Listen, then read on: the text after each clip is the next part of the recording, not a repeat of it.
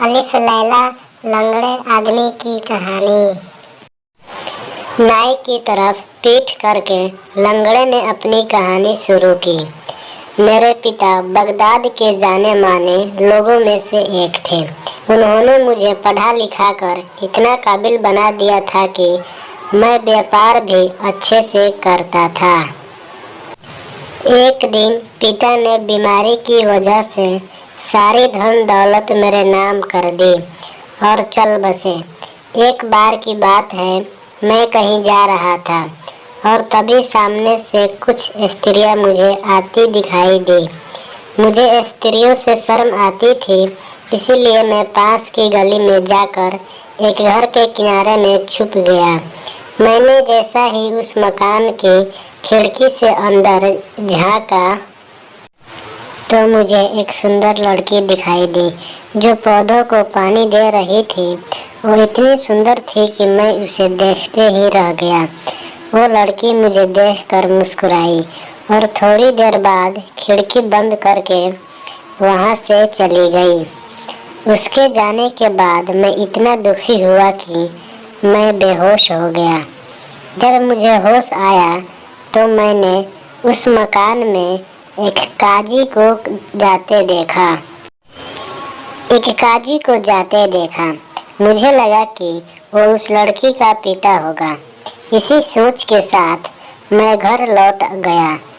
2-4 दिनों तक उस लड़की को न देखे पाने के कारण मेरी तबीयत खराब हो गई। दिन ब दिन मेरी हालत बिगड़ती गई। मेरे दिमाग में वो लड़की थी जिसे मैंने देखा था।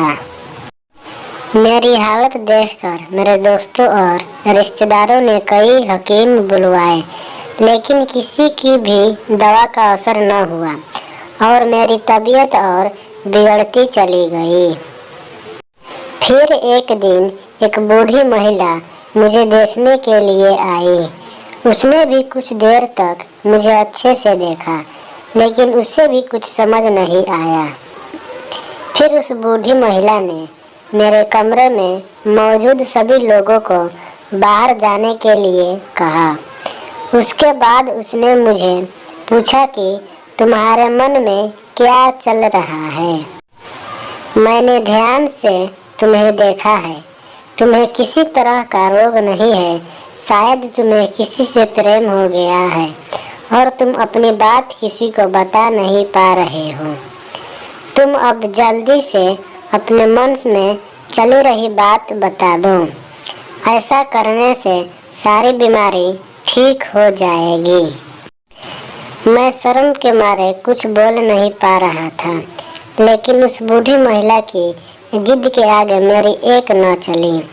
मैंने उस लड़की के बारे में सब कुछ बता दिया और कहा कि एक बार उसकी झलक देख लूं तो शायद कुछ ठीक लगे। फिर मैंने उस जगह के बारे में बताया जहां मैंने उस लड़की को देखा था। तब उस बूढ़ी महिला ने कहा कि मैं समझ गई हूँ कि तुम किसकी बात कर रहे हो। उस लड़की जैसा पूरे बगदाद में कोई नहीं है, लेकिन उसका पिता अजीब है। वो अपनी बेटियों को घर में ही बंद रखता है और घर से बाहर निकलने पर उनकी आंखों पर पट्टी बांध देता है ताकि वे किसी लड़के को देख न सके। बुढ़िया की बातें सुनकर मैं दुखी हो गया। फिर उसने कहा कि शायद तुम्हारी किस्मत अच्छी हो, तुम अपनी कोशिश जारी रखना। इतना कहकर वो वहाँ से चली गई और कुछ दिनों बाद वो बुढ़िया दोबारा आई और उसने कहा कि मैंने उस लड़की से बात की, वो भी अपने पिता जैसे ही है। जैसे ही मैंने उसे तुम्हारे बारे में बताया तो मुझ पर चिल्लाई और मुझे वहाँ से भगा दिया। इतना कहकर बुढ़िया वहाँ से चली गई। दिन जैसे जैसे बीत रहे थे, मेरी तबीयत वैसे वैसे खराब हो रही थी। एक दिन बूढ़ी महिला दोबारा आई, लेकिन मेरे पास कई सारे लोग थे। सबको देखकर उसने मेरे कान में कहा कि तुम्हारे लिए खुशखबरी है। यह सुनते ही मेरे अंदर नई जान आ गई और मैंने सबको कुछ देर के लिए बाहर जाने के लिए कहा और बूढ़ी महिला से बात की। तब उन्होंने बताया कि वो लड़की से मिलने गई थी।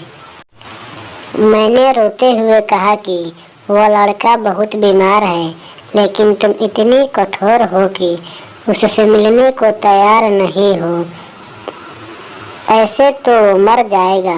फिर उसने कहा कि मैं उसे जानती भी नहीं हूँ, उससे कैसे मिलने चली जाऊँ।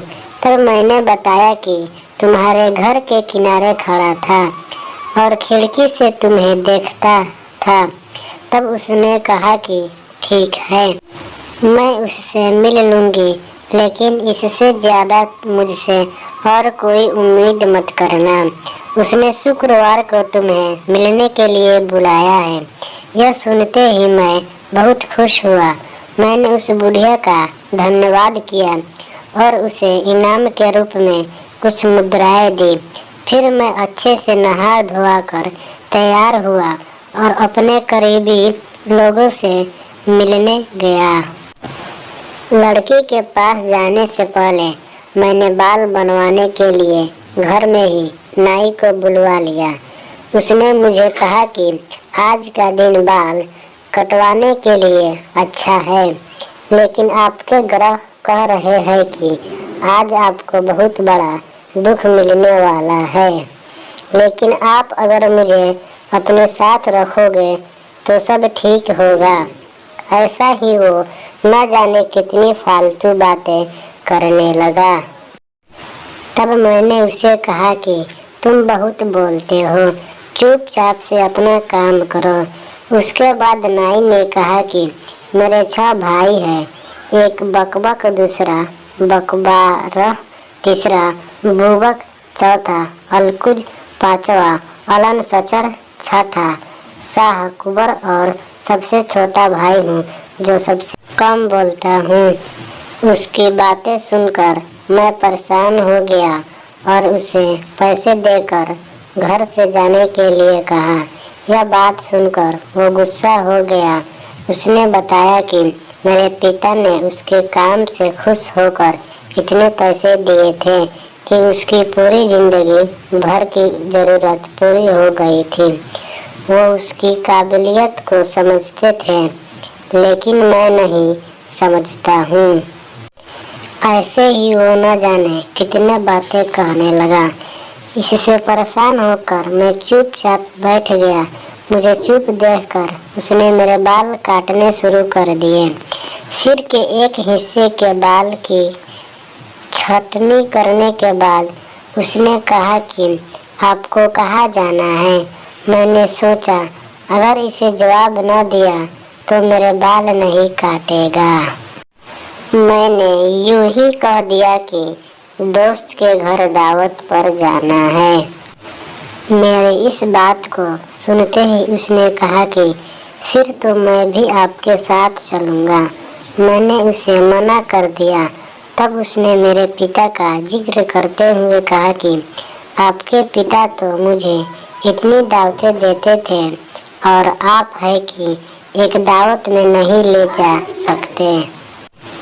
तब मैंने अपनी रसोई में काम करने वाले लोगों को बुलाया और कहा कि आज इनके घर सारा खाना पहुंचा देना। इतने में वो नाई बोला कि कम से कम 80 लोगों का खाना चाहिए, क्योंकि मेरे दोस्त भी आ रहे हैं। मैंने कहा ठीक है, सब मिल जाएगा। यह सुनने के बाद उसने कुछ ही देर में मेरे बाल और दाढ़ी की अच्छे से छटाई कर दी। फिर मैंने उसे कुछ पैसे दिए और जाने के लिए कहा। वो धन्यवाद कहकर चला गया। तब मैंने भी मुंह धोया और उस लड़की से मिलने के लिए निकल गया। मैं जैसे ही उसके घर के पास पहुंचा तो मैंने देखा कि वो नाई मेरे पीछे पीछे आ रहा था। तभी मेरे सामने वो बुढ़िया महिला आई और मुझे लड़की के घर लेकर चले गए।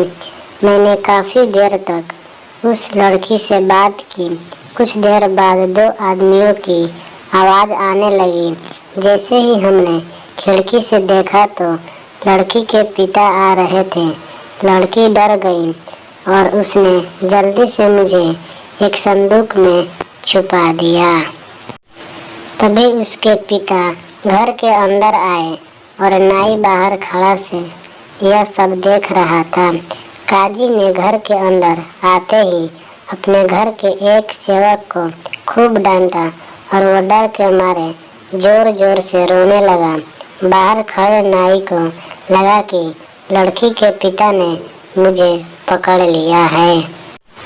इतने में उसने बाहर शोर मचाया शुरू कर दिया और आसपास के लोगों को इकट्ठा कर लिया। उसने सभी लोगों से कहा कि ये काजी मेरे मालिक को मार रहा है। घर के अंदर से आवाज़ें आ ही रही थी, जिसकी वजह से नाई की बातों को सबने सच मान लिया।